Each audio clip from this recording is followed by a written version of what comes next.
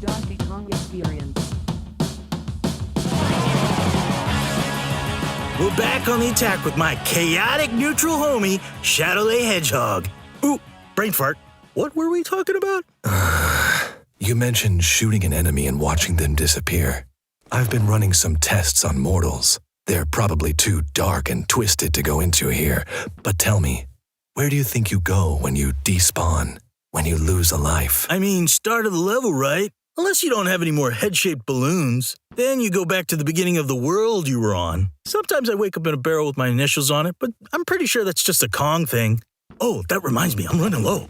No, I mean after you get murked by an armadillo or whatever, you fall over and suddenly reappear at a checkpoint. So is like someone bringing you over there?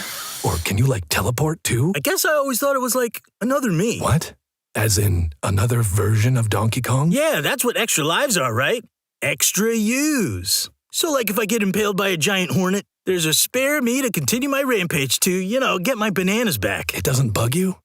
That you're not the first you, but some replacement? Nah, it's cool. You know how it is. We live, we fall into a crevasse in an abandoned mine. Our exact clones replace us as if nothing happened while endless identical corpses fertilize the land that grows magical floating bananas. It's a circle of life. Glad I don't have to worry about any of this. Oh, yeah? What makes you so sure you're the first you? Hey, I'm no faker. I'm a singular dope-ass organism. Plus, like you said, I'm immortal. Yeah, but vampires are immortal too. They don't age, but they can still die.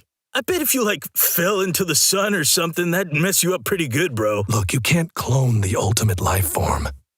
I mean, except for Eggman, who did it several times, but they were all inferior imitations. Nobody can copy perfection. Ah, man, I wish I had that kind of confidence. But you've got it, man. The cool factor. It was so weird when you had a gun because it never seemed like you needed it, You were always so cool without it. Being cool, that's meaningless. I never waste my time trying to impress anyone else. And that's what makes you so cool. You don't care what people think. It's so rare that I talk to someone who has no filter. Okay, for instance, what do you think about gun control? I'm in favor of controlling guns, with my finger on the trigger. Animal rights? Animals have the right to stay the hell out of my way. Healthcare. I don't care about your health. Climate change. I'm going to be as fair and even-handed as I can be about this one. I think we, as a society, should put aside our differences, band together, and make it our #1 goal to blow up as many oil refineries as possible. I love it, man. No filter. That's the opposite of, Funky Kong. He's trying so hard all the time with that bandana and everything. You know that surfer talk is fake, right? What's up, Donkey Toot? My parents are these bogus bankers, and I totally went to a primo private school, but, check out my radical jorts. Excuse me. Yeah, the more you look like you're trying to be cool, the more you aren't. Or at least that's what I've heard from people who care about that sort of thing, because I don't. I think there's kind of a balancing act, though, because if you try too hard to look like you're not trying hard, you're just kind of an asshole. It's a fine line that's difficult to master, but based on what people tell me, I must be walking along some kind of coolness precipice. That's why so many people call me Edgelord in my gooning Discord.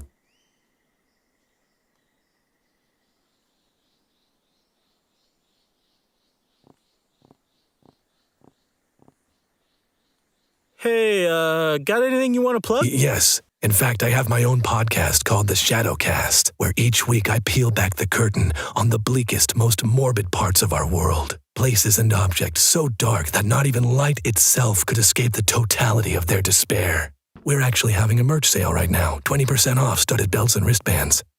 We also have trucker hats if you want to be extra ironically detached.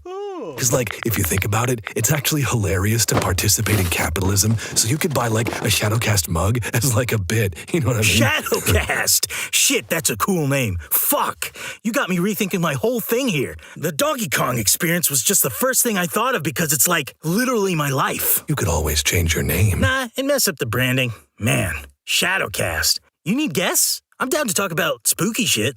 There was this one time in my house where a glass of water I had was acting funny, it was bubbling a little weird and getting all misty it turned into a soda. But then I realized I just put some antacids in there for my grandma, Wrinkly Kong. She died a while ago and she's a ghost now, but she still gets phantom indigestion. Pretty wild, right? Uh-huh.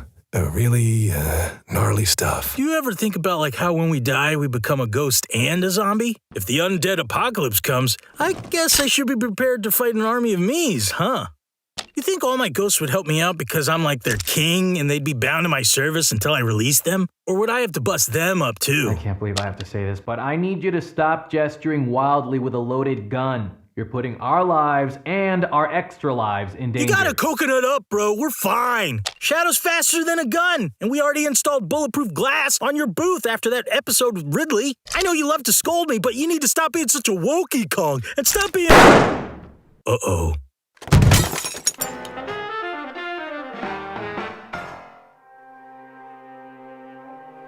Hey, what's going on? This happens every few episodes. Give it a minute. We're back on the attack with my chaotic neutral homie, Shadow the Hedgehog. Ooh, brain fart. What were we talking about?